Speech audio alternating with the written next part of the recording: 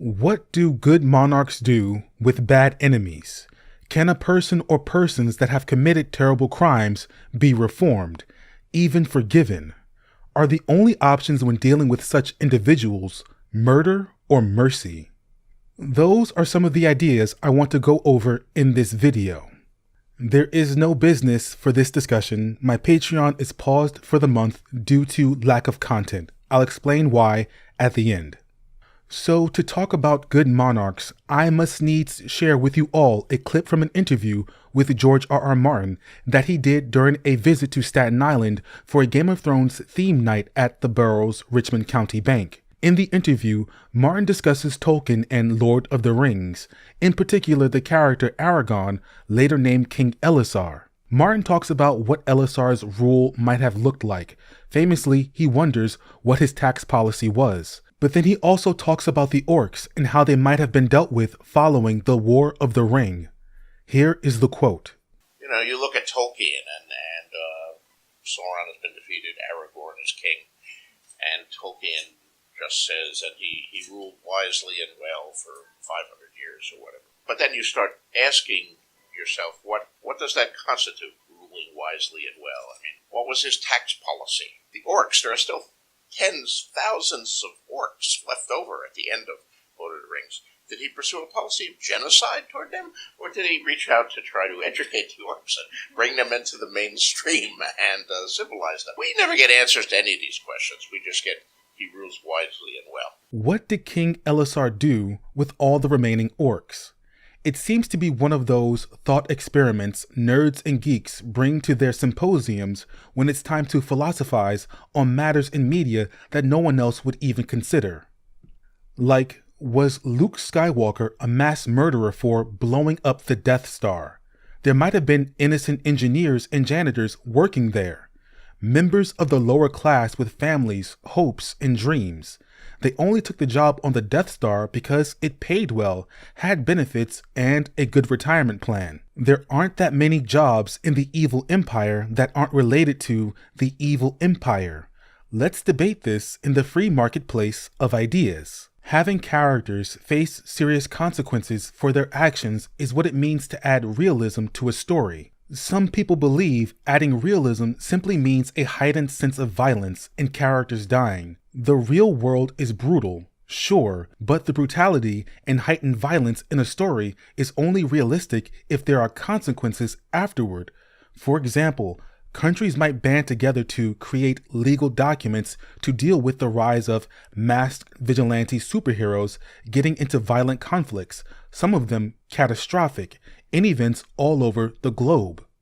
And if one or more of them decide to defy those legal documents, well, there will be consequences. We're talking Civil War.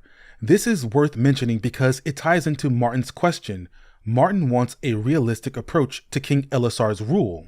We don't know what King Aragorn Elessar did with the orcs because Tolkien never told us. Martin considers this a flaw in his writing. And if Tolkien did explain what happened to his orcs, then Martin just doesn't know. But the point is, it's not enough for him that Tolkien wrote the king ruled wisely and justly. That's not very realistic. Martin needs to know the details of his rule. In particular, how did a good king deal with bad enemies? Enemies such as the orcs of Middle-earth. There were a lot of orcs left after the fall of Sauron. What did King Elessar do with them?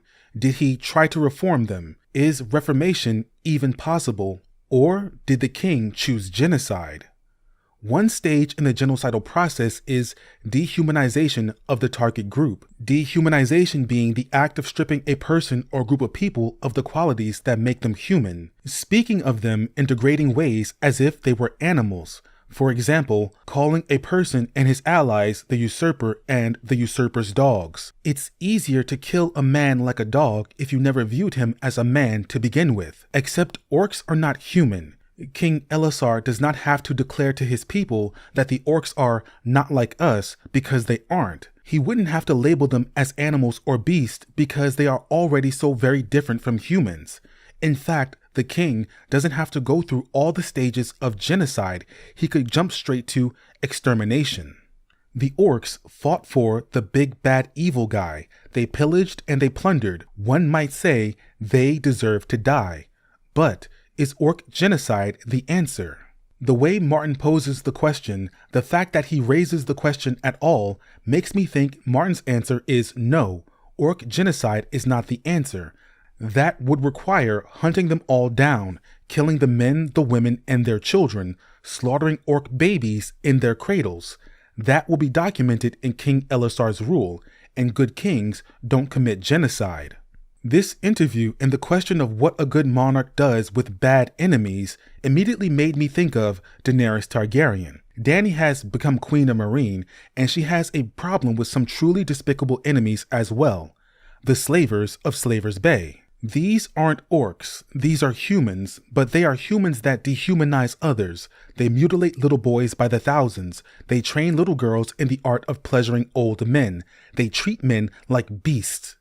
What does a good queen do with enemies such as these? Is reform possible? Is forgiveness an option?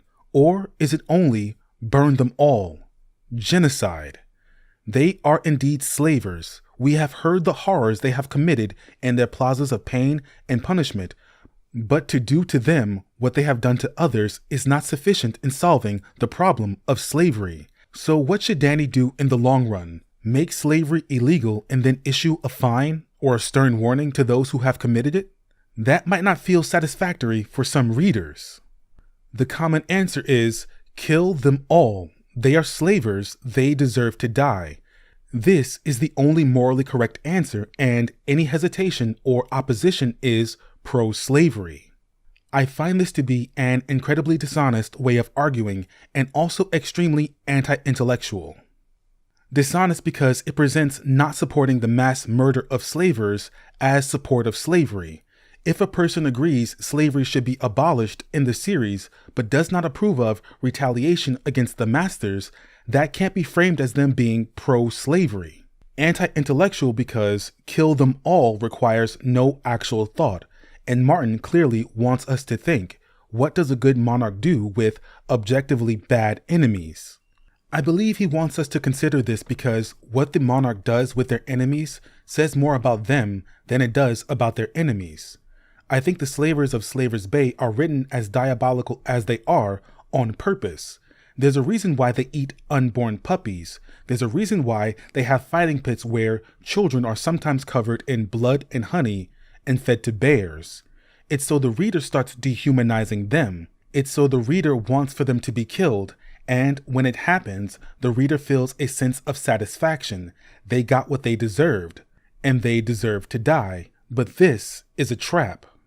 When Daenerys thinks back on the deaths of the 163 masters that she killed for the deaths of the 163 enslaved children, she thinks they deserved it. Who determines that? There is no divine power in the world of Ice and Fire. There is no unseen force that determines who deserves what and what the proportionate punishment should be for a perceived crime. Often, when the characters blame or thank the gods had nothing to do with anything. People did. It's people that determine who deserves what. People in power. For example, when Mirri Maz Duur tells Dany that Drogo will surely die, Dany thinks, what had she done to make the gods so cruel? Was it the gods that were cruel or Mirri Maz Duur? And the only thing Dany did was put her trust in Mirri Maz Duur, inviting her into her inner circle where Mirri wreaked irrevocable harm. And if you asked Mirri, no doubt she thought Dany deserved what she did to her, her husband, and her unborn baby. Martin wants readers to fall into the trap of thinking certain people deserve what they have coming to them. He wants readers to thirst for what amounts to revenge and not justice. One way he does this is by having characters react to something truly horrible that they have just encountered. Daenerys hearing Krasny's Monaklos describe the brutal process an Unsullied soldier goes through before they get their spiked cap is the same plot device as Arya hearing Chiswick tell the story about what the Mountain did at that alehouse, how the Mountain and his men assaulted a young girl and killed her brother for jumping up to defend her. The story enrages Arya and no doubt the reader as well.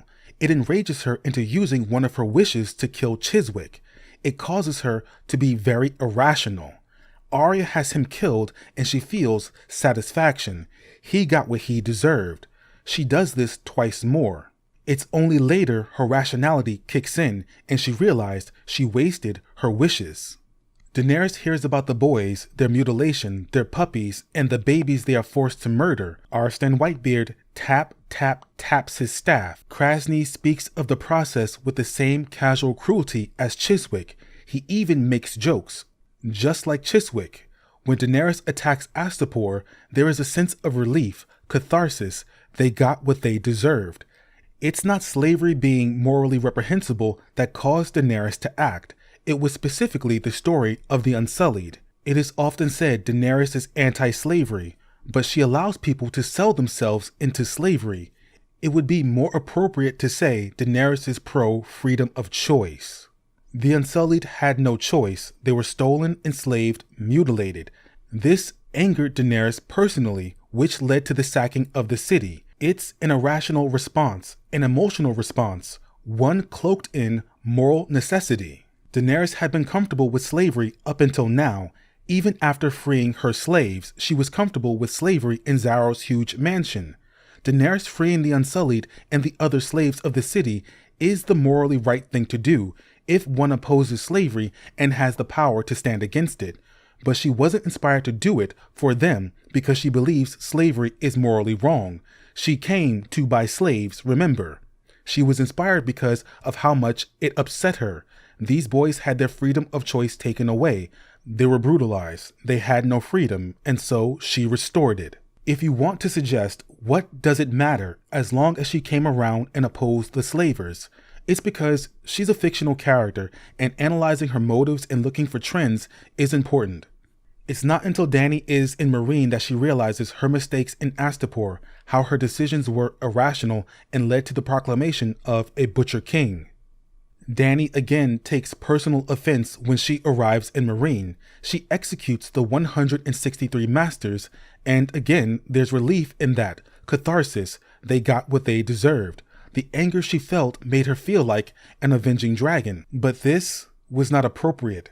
There was no attempt at determining who gave the order to kill the children. She killed the masters as they killed the children, which was revenge, not justice. Revenge only fulfills a sense of personal satisfaction. And that does not last long, because later Daenerys reflects and her thoughts on what she'd witnessed in the plaza makes her frown.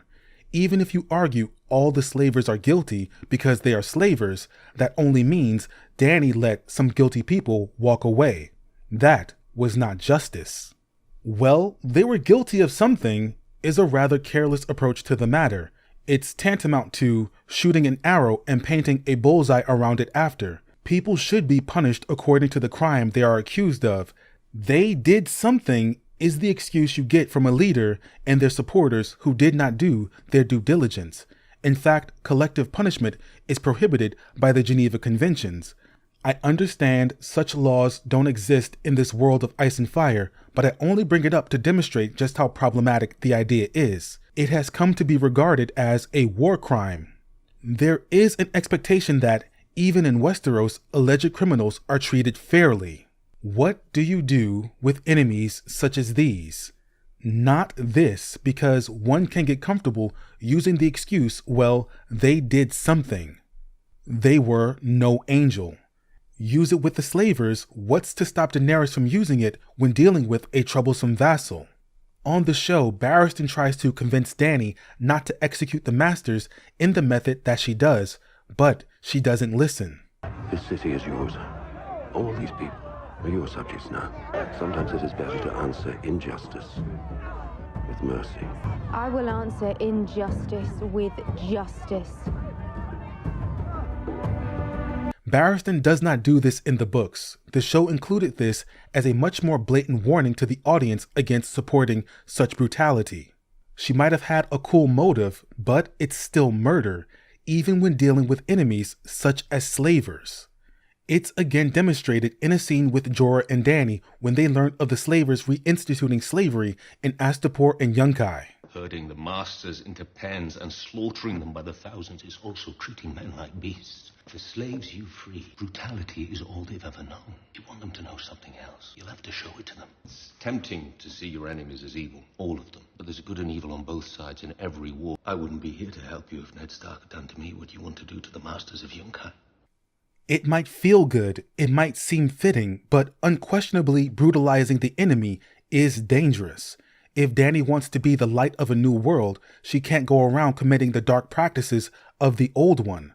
Believing that there is no punishment that is unacceptable for objectively bad people means the condoning of certain heinous actions. For example, when Dany holds court following the sack of Meereen, a young boy in a tattered tokar presents himself. He tells her 2 slaves that belong to his family killed his father, his brother, raped his mother, and killed her too. They slashed the boy's face, but let him live. One of them still lives in the boy's house. The other now serves in Dany's army. Dany refuses the boy's request to punish the men because she pardoned all crimes committed during the sack of Meereen, which means a rapist now serves in Dany's army. If you think slavers get what they deserve, and that they deserve suffering before death, look at what happened to the boy and his family. Daenerys hears word from Astapor that the former slaves have become the new slave masters, and the former masters are their slaves. This might seem fitting and appropriate, but the children of the masters have been taken, mutilated, and are now being made into new Unsullied. What does Daenerys do in this case? The anti-intellectual approach would have Dany ride or fly to Astapor, kill the new masters, and free the slaves again. She'd be killing people she once freed, but they're slavers now, so they deserve to die. She'd also be helping the people she once despised. Or should she have them killed? Or should she just kill everyone but the children? The situation is much more complex and much more dire than burn, kill, destroy. I will crucify the masters. I will set their fleets afire, kill every last one of their soldiers, and return their cities to the dirt. That is my plan. This is a line from the show, Just So, but it seems to be what some people believe Daenerys Targaryen should do. And it sounds good until you realize the slave masters fight with armies of slaves. Think of the Clanker Lords, whose soldiers are chained together so they can't run away when they face Dany's armies and her dragons. They don't have the option of throwing down their weapons and fleeing rather than fighting. They are forced to fight. Destroying the cities, reducing them to the dirt, leaves the slaves with no infrastructure. They don't start from 0, they start from -1. It's a plan based on pure emotion and no rational thought.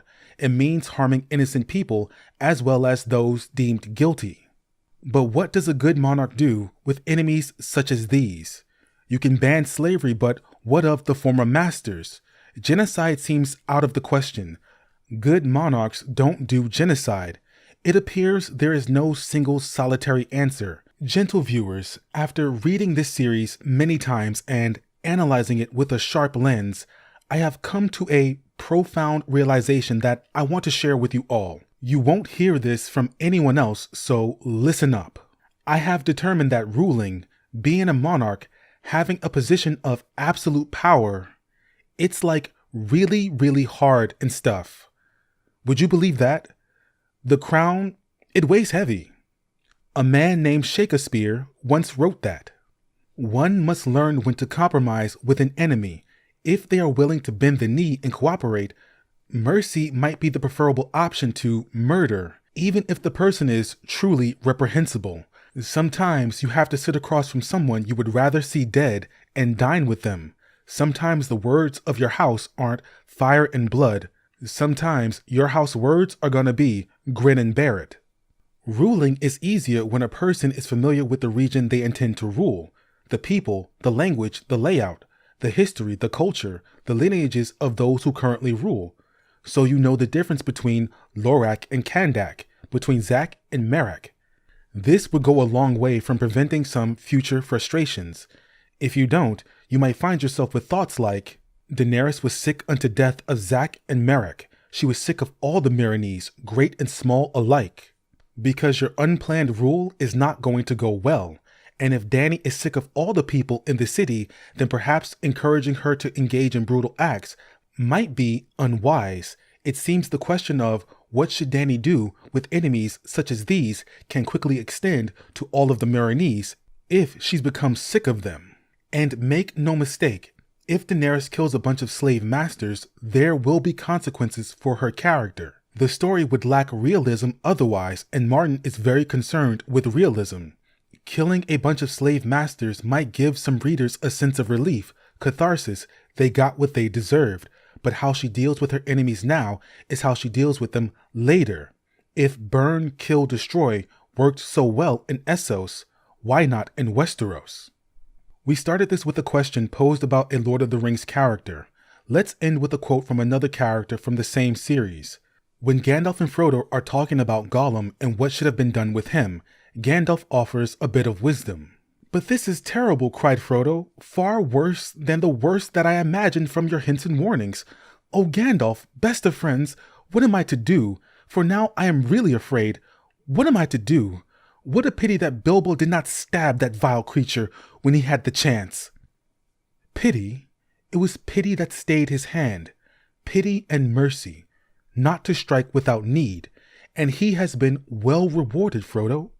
Be sure he took so little hurt from the evil and escaped in the end, because he began his ownership of the ring so, with pity. "I'm sorry," said Frodo, "but I am frightened, and I do not feel any pity for Gollum." "You have not seen him," Gandalf broke in. "No, and I don't want to," said Frodo. "I can't understand you. Do you mean to say that you and the elves have let him live on after all those horrible deeds? Now, at any rate, he is as bad as any orc, and just an enemy. He deserves death." "Deserves it?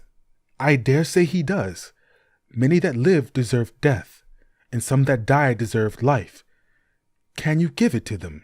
Then do not be too eager to deal out death in judgment, for even the very wise cannot see all ends." Now, before I close out this video, I want to give a quick update on the channel. The reason I haven't been posting videos lately is because I have been in the process of selling my old recording setup and buying a new one. Can't make content if I can't record. Now that I have a new mic and all that other stuff that goes with it, we can get back to business as usual. While I was away, I wasn't inactive. I was writing like a madman. Dozens of pages have been written for new theories, new ideas. I don't talk about future projects unless they are done or damn near close to being done, because I firmly believe in the idea that if you talk about doing something, it increases the chance of you not actually doing it. Remember when I said I had a video idea called 7-book series to read while you wait for the winds of winter in the works? I promised that video over a year ago, and it's still not done. My bad. So while I can't tell you what's coming next, there are videos coming. This video was basically a remake of a video discussion I did exclusive for patrons and channel members. It's a more serious take on that video, which was much more irreverent, me riffing, having more fun with the material. Speaking of Patreon, thanks to the following members, including Philip E. Due to the lack of content recently, I have paused memberships for the month of January, but they should be open again in February if you happen to be interested. That's why there's no business section at the opening of the video. Business is closed, but that doesn't stop you from liking, subscribing, and ringing that bell. Thank you all for watching, and until next time.